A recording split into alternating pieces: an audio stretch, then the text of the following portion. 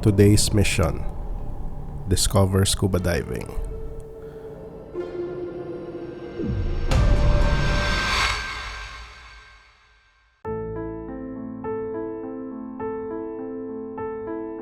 Scuba diving has been on my bucket list for a long time. I remember buying a dive shirt back in high school just because. Wala ko yaga dive, tigasan lang ko ya, and so I bought it. There may be many reasons why I haven't done it until recently.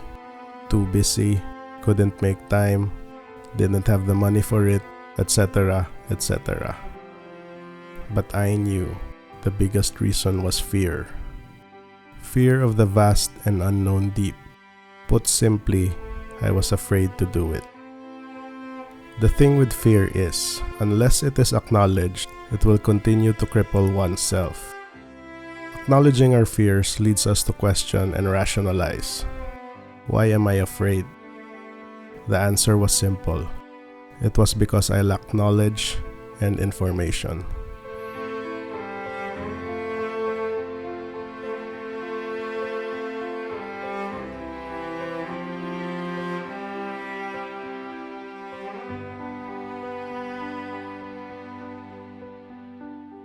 After doing a bit of research and binging on countless dive videos on YouTube, I decided I was finally going to give it a shot.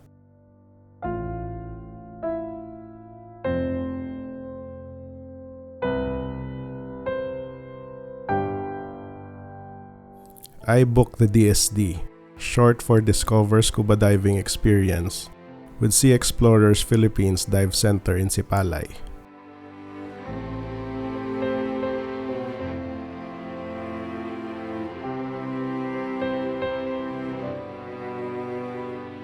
Upon arriving, I was attended to by the staff to get the right fit for the gear I was going to use. This was followed by a briefing by Center Manager Sir Paloy. He first discussed basic dive theories and hand signals, which was the method to communicate underwater. So, sa ato ang kuan sa signal, so underwater, we communicate by signals. Okay? So, okay na siya? Okay sign? Okay, go up, go down, problem? Kung di ka equalize? Yes, very good. He then went on to show me how to use the gear. And then, kani siya sports button. Okay. Ana. I mean, kani. Okay. Yeah.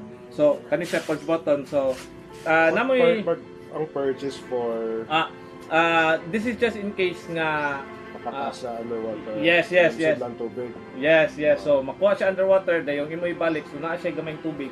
So, imong buhaton, imo ra siya pitliton. Gamay lang. Para mapagawa ang tubig. Yes. Para ang tubig, mugawas ari na siya diri. Kaya mo man siya exhaust. As we went on, and I started to learn more, I began to feel at ease.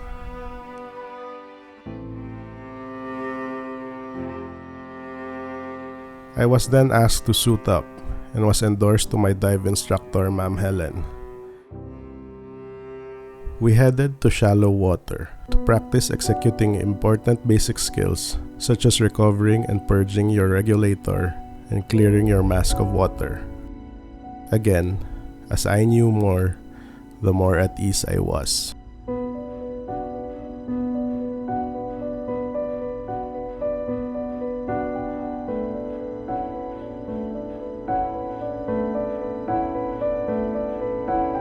Then, it was finally time to dive. We hopped on the boat and headed for a nearby reef called Bunga Bunga, which was around 6 to 7 meters deep.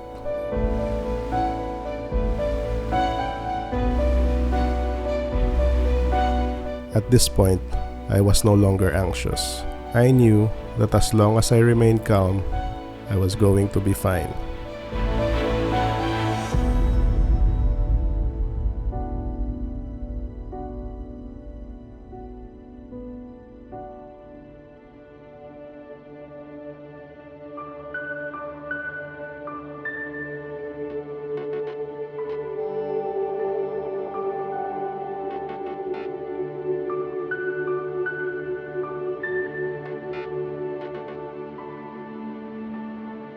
Conditions that day were perfect. Linaw ang dagat. visibility was good. Descent was slow and gradual. Once my instructor felt I was comfortable, she would decrease the air in my BCD so we would go a little bit deeper.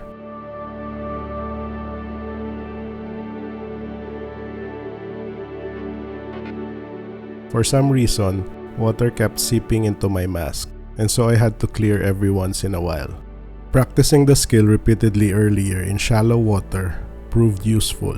Otherwise, we would have to surface every time I needed to clear.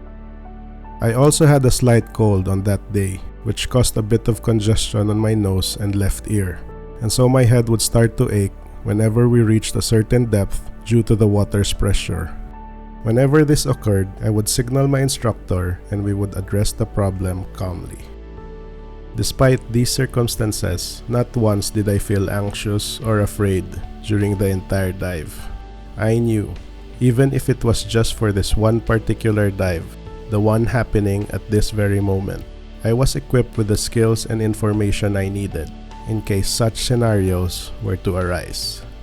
Wala man gali kinahanglan kahadlukan. It's true what they say, our achievements are on the other side of our fears.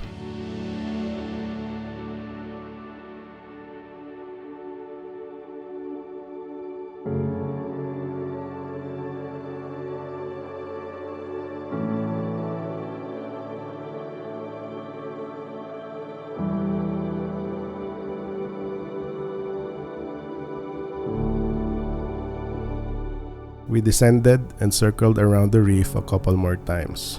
Once I was happy and content with what I saw, we ended the dive.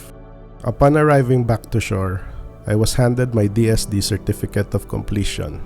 I decided to hang out a bit at the center to chat with the staff over coffee and mangoes.